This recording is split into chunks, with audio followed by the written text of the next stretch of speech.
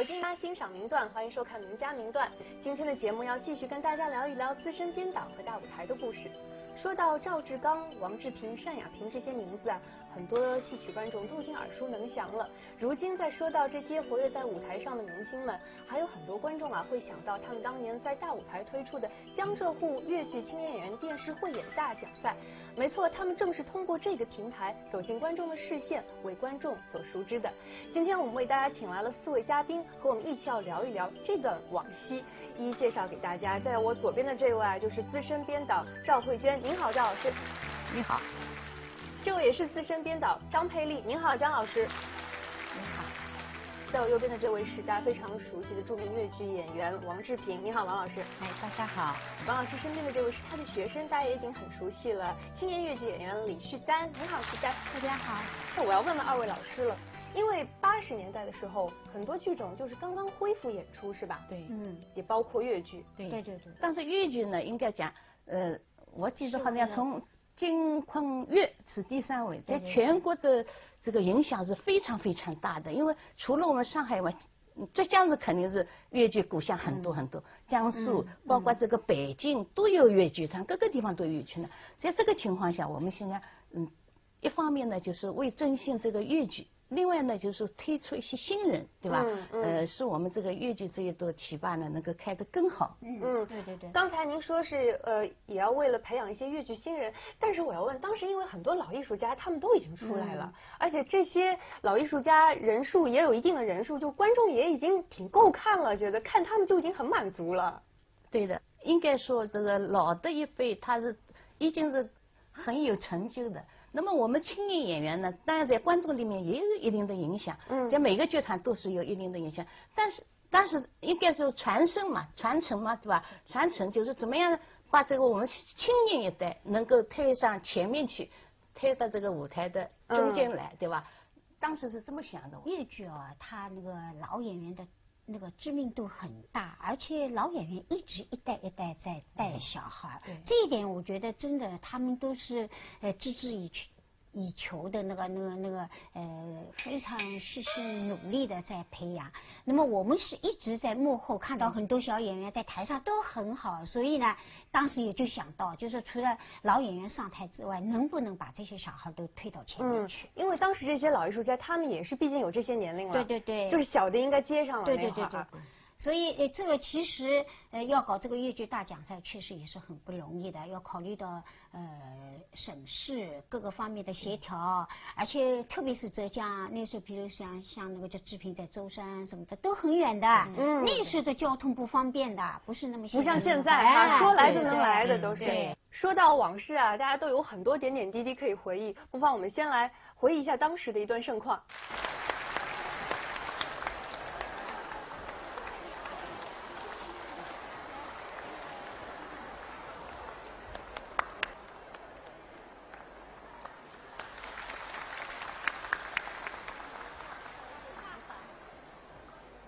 谢谢广大观众，谢谢各位老师。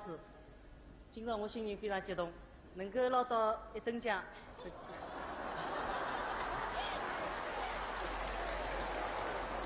谢谢。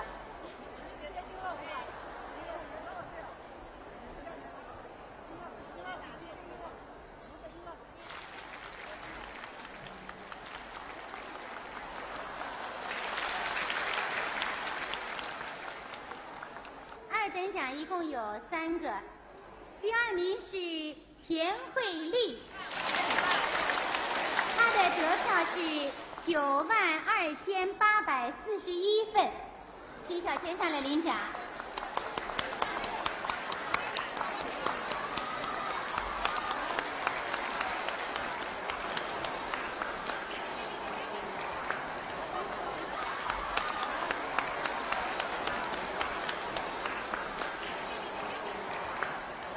王志平的得票分是175259张。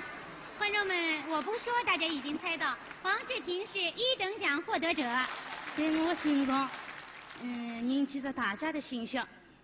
今晚我一定再接再厉，不辜负大家的期望，拔出杆来更进一步，为振兴粤剧事业贡献自己毕生的精力。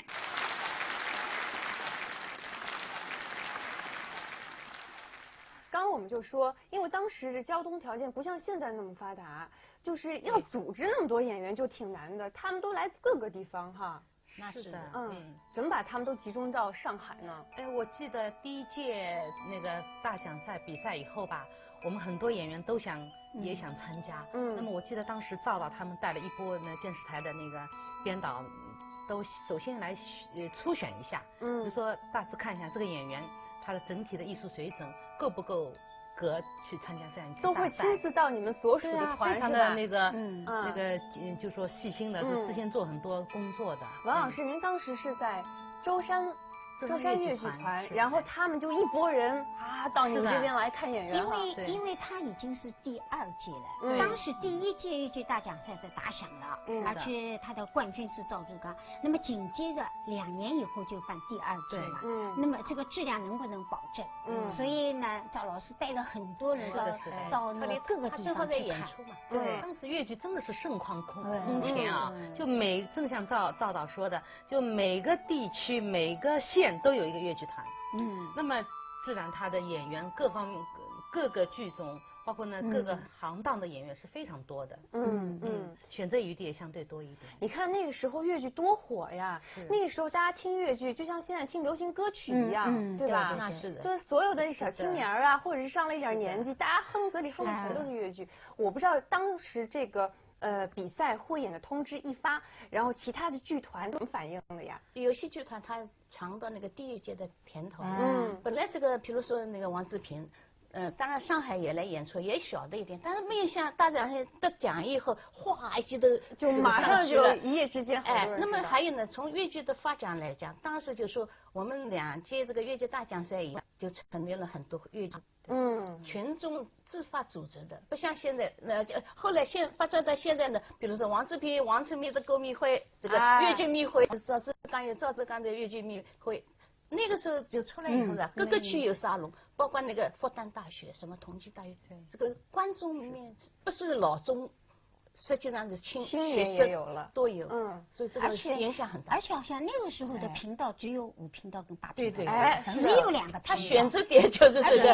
而且那个老百姓的业余生活嘛，也不是现在那么丰富，所以看电视的人特别多。如果你上了电视，你的影响就非常大。对，影响力非常大的。这个宣传声势，对演员的造势，对演员的那个宣传，应该对，因为是非常大的。我记得很多演员通过这样一次比赛。可能他一夜之间就成名了，然后他那个很多剧团，他当然希望每个团有自己的那个角儿能够出来，那么一定要通过这样一个平台能够展示演员，那么所以大家当然是非常的就说希望能够参加的，剧团也很支持，对。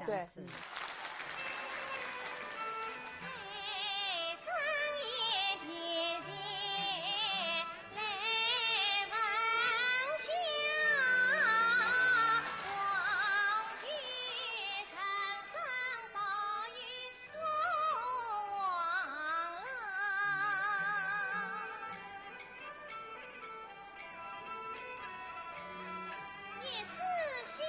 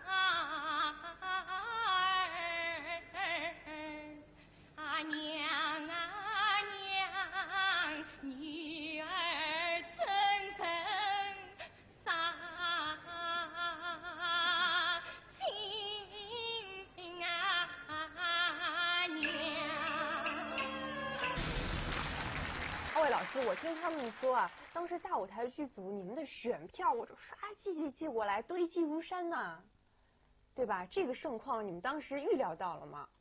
很难预料，哎，很难预料。当时好像也没想，但是第一届呢已经很疯狂了，这个我们还是有准备的。但是不知道第二届的演员能不能像第一届那么出彩，这个还是有顾虑的。那会儿但是事实上还是相当好，就是那个应该说戏迷观众啊什么抢哦，选票抢哦，而且最高达到10几万了，10几万张选票啊！天哪，17万6千多，当时王志平就是啊，不得了，选票不得了啊。就是因为一张选票就是一个信封嘛，啊，对吧？对，他们都是要剪下来，然后打好勾，再给你们再寄过来，而且不好复印的，复印都没用的，无效的是吧？上面会写对复印无效，复印无效。对，17多万张，旭丹，你想象得到吗？想象不到，不敢想象。如果我觉得现在的话，应该都是发短信啊。哦，对，现在小心眼儿，他不会写了。有没有想过，因为84年举办的是第一届已经挺成功了，对。然后第二届要超过第一届，其实挺难的。对。但是观众确实认可了。你们有没有总结过这些经验啊？没有，我觉得赵老师那个时候做了大量的工作，就是到基层，不是刚说了吗？那个时候主要是有个问题，就是说那个剧目啊，就是刚他们在那个川教大奖赛不是规定好是一段清唱，多少时间，一段折子戏多少时间，那么这个第二届呢，就是和第一届不能太重，剧目上面不能太重，另外呢，就说流派不能少，因为我们粤剧它有各个唱腔的流派也不能少，所以在这个安排的时候，我们那张培丽啊，我们好几个人，大家是这种绞尽脑汁，通宵的排这个谁和谁搭配，谁和谁唱的东西不能一样，那是绞尽脑汁。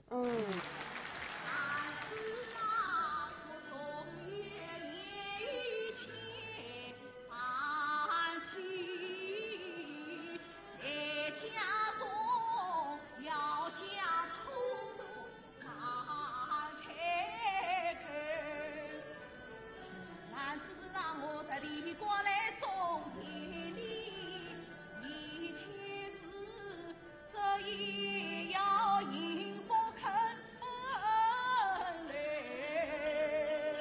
自古到唐之天我家，为什么俺是无辜遭无血？你明知俺是无辜犯，为什么你惧怕母亲不开口？父亲恩义一段情，父亲情分也无缘。你父母今宵离别后啊，我和你此生永不再续生。不拉我叫你来送礼，才曾叫你来做冤冤。你是全名牌高人好玉绝，我来是无法与你一乱安成。你我夫妻情分，千去马来永不歇。这副我临配高门陈香儿，恰叫启用来拜去。我与你齐发同生情，往前共为约。同情怎能将你学？俺是把你把娃家我但愿，无论是何须等儿我压力回家做，再见母亲将你生。俺是常的是不曾见。同情贫家一丝来相认，同情啊，你何须为我做马女？我在同手不难分。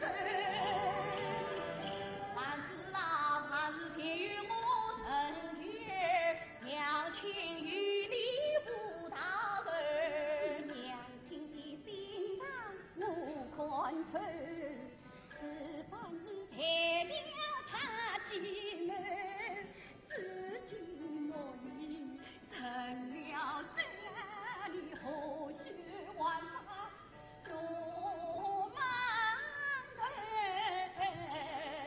我莫是害你梦了血，你故造情分把一结，但是你不念莫见念当初，你那年父母年老没年月，但是你一种分，一种回家将我生。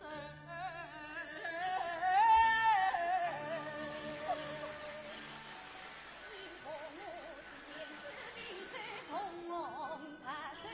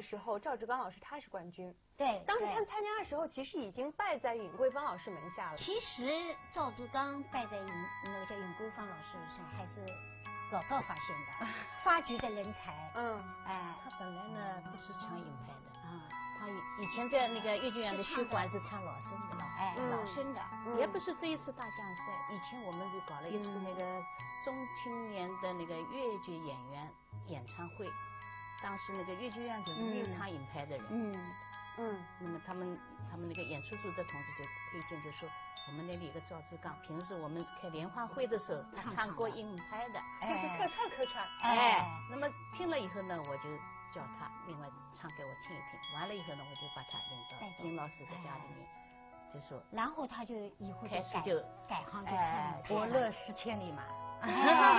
原来赵老师这当中是起了太关键的作用了。也不是的，正好是这个机遇嘛。那么这个也有关系的，因为尹老师因为不能唱了嘛，他又办变风台了，所以他传承他的人除了殷小芳以外，下面青年就没有什么人，因为都是女子越剧嘛。突然出了一个男的，观众怎么样啊？观众反响很强烈的，所以他夺冠在当时人气是很旺的。就觉得他的嗓音很适合唱硬派，对，晓得吧？一方面哈，物以稀为贵，还有一方面这个吸他吸得很好，对，家很绝，对。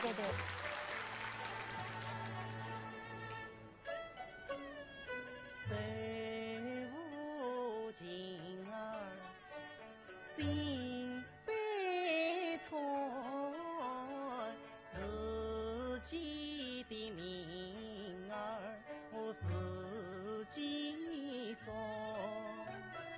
对面坐上是我心爱人，可叹我月末不能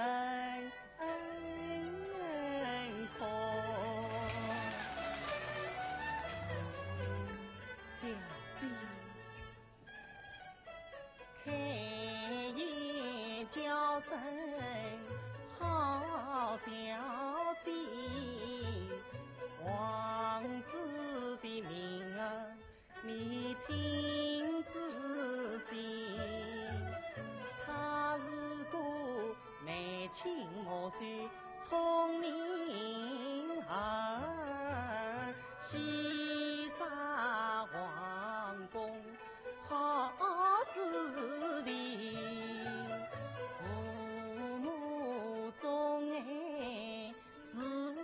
珍宝，亲自鸟背做标记，一鸟背上说么王子是故事，千载万世永不忘矣。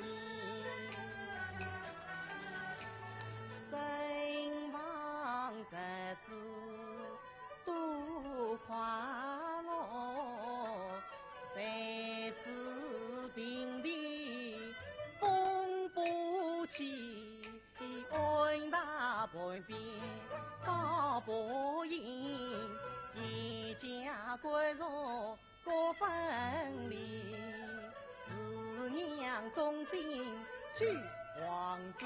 他从宝剑之下逃出去，光阴流水容易过，一季过去又一季，王子当人到17岁，风沙破灭最高地。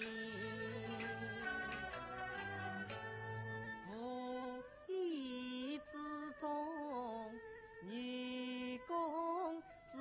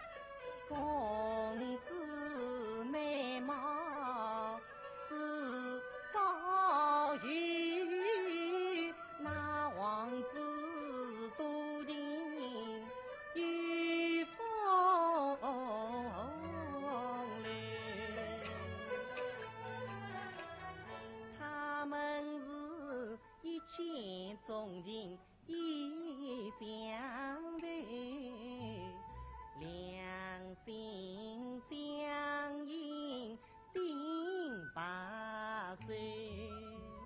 正所谓天下一义无不散，珍重珍重分两头，相压明年春来时，小别重逢在河水，那王子白马别人去，公子红裙返归来。尊严容易到春天，那王子他是满心欢喜来访求，哪知道金不一句人不见，已被抢去做王儿。王子乔装入宫去，松花无数相思愁，那是流连在流连，再要相爱是不能够。早知道皇上便是没饭吃，一重肉变作两重肉。王子乔装被色破，那今日做法你多走，来龙龙风怒吼，千般地不归人手。王子两眼看不见，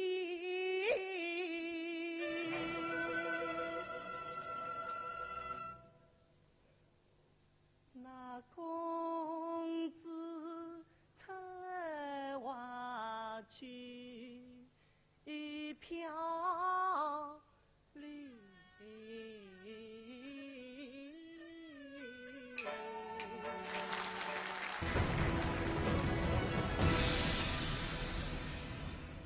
二位老师，我知道你们为了这次比赛走遍了江浙沪，然后看到这些演员的时候，你们在挑的时候会不会有什么标准？比如说去看王志平老师他所在的这个舟山越剧团的时候，看到他是什么样的状态啊？当时是我去的，我带了其他一个编导一道去的，正好他们那个时候在演海明珠，在舞台上面。那么我去看了以后，整场戏我看一看，我觉得这个小孩挺好的，那个时候还蛮小的啊，就说能唱能做。他因为这个海明珠里面除了唱王文娟老师的这个唱腔以外，很入味的，等于是韵味什么都很好，还要有一点武功。那么在越剧界呢，这个武功是很少的，他文的特别多，所以当时呢，我们一眼就看中了他，对吧？我这边是的。那时候赵老师他们去挑的时候，就回来说有这么一个演员非常好。那么来了以后呢，我是跟观众一样，就是在台上看到了他，所以大家当时是很轰动的，觉得来了一个演员唱黄派，不仅是唱得像、演得像、武功好，还是他还长得像王老师，还神识。形式，觉得真神了啦！当时就觉得，另外我觉得他还是蛮有创新精神的。我觉得他们那个时候，他因为在舟山嘛，也不可能完全是王老师美剧唱美剧那个的，也不可能完全演的都是王老师的东西。其实海明珠就是他们剧团自己创作的。当时尽管这么一个剧目这么一个角色，我觉得他身上就完全透出都是王派那种韵味、气质，非常的好。就是你当时，张老师，您当时是一开始没有亲自看到这个王志平老师在剧团里的样子，对，是根据这个赵老师回来说，然后你一看到这个演员，就觉得跟他们复述的时候是很一致的，是吧？所以他后来马上就夺冠了嘛，就是也是意料之中的。当时观众都轰动了。我觉得越剧的戏迷观众还是蛮可爱的，他们分流派的，对吧？王派有王派的观众，但是有的时候他们觉得确实好的，他们会集中的，他们也认了，他们也都会认可的，那是的。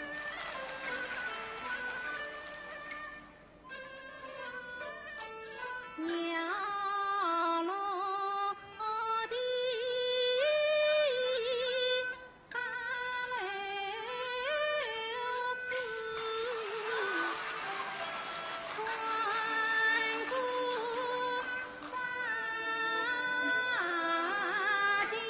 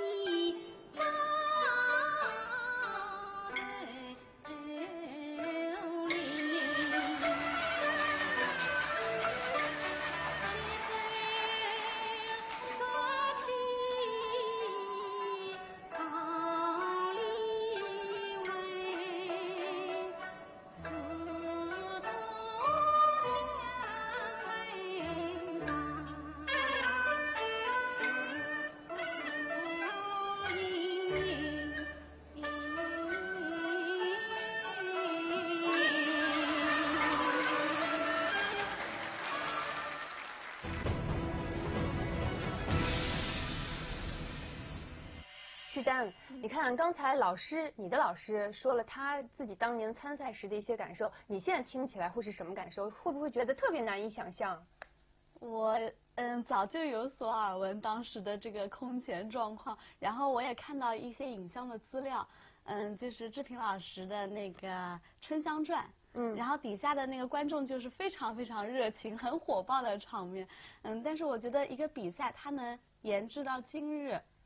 我第一届参加粤女争锋的时候，我也是非常震惊，因为观众一般外地演出啊都是比较平静的，然后我们比赛的时候，上海观众那种热情，就是你唱了第一句，他们就给予你很鼓励的掌声，对于我们那时候初出茅庐的小孩来说，就非常的心理上莫大的鼓舞，就是喜欢听这种掌声哈，粤剧喝彩的，因为我们当时就是自己很没有底气的，然后自信心也很不足的，属于从那时候你才16对吧？17岁那时候，我没有参加过任何一个比赛，那时候是第一次，所以我就觉得。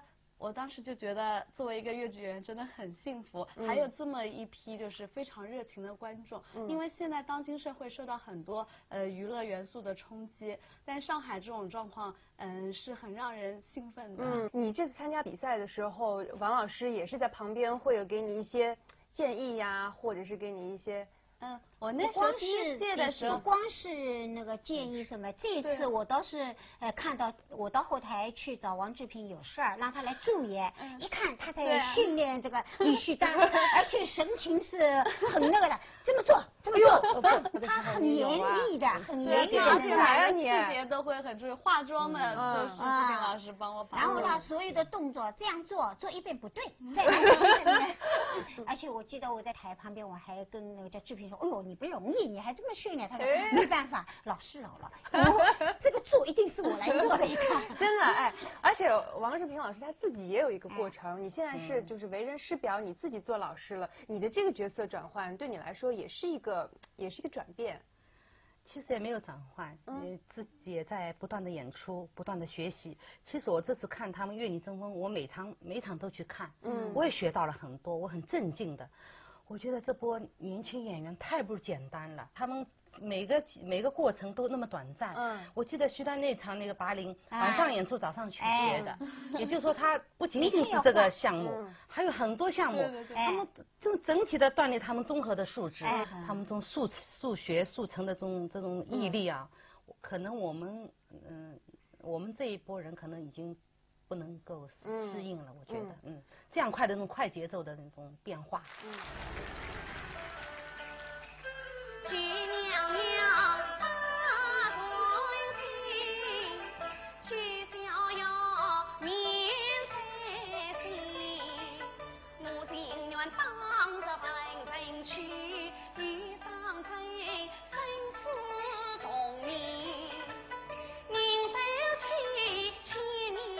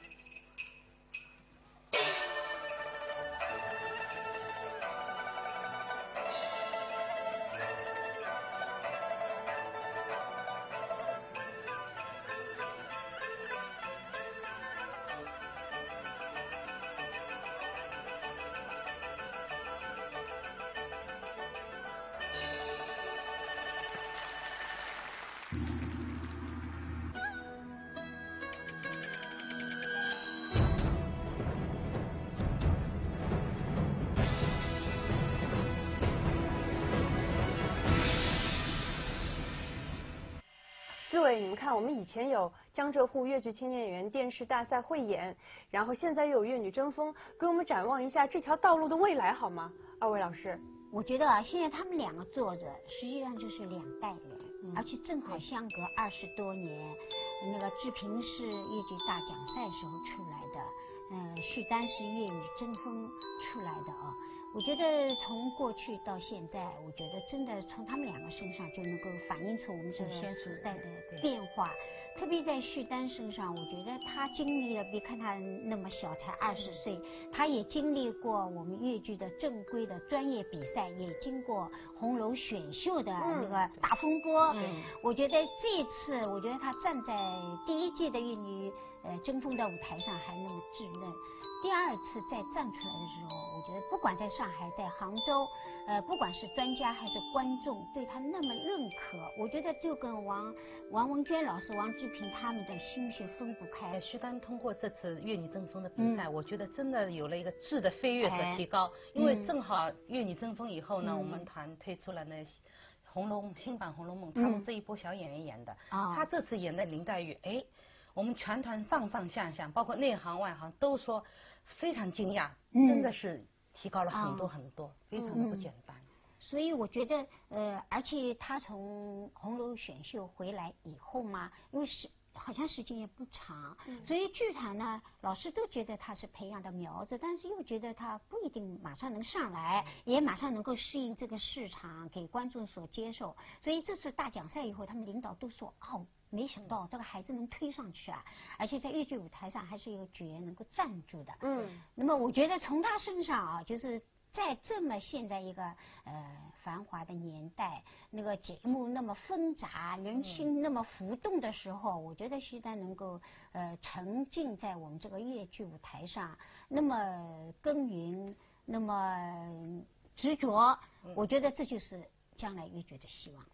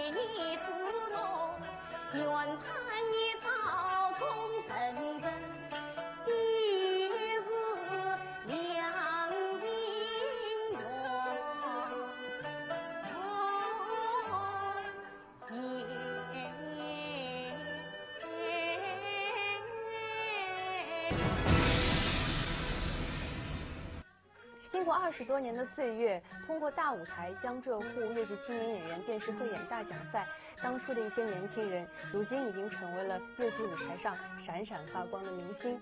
让我们非常欣慰的是，年轻人也已经赶了上来，接过了他们手中的接力棒。在这里，我们也希望粤剧可以薪火相传，代代传承。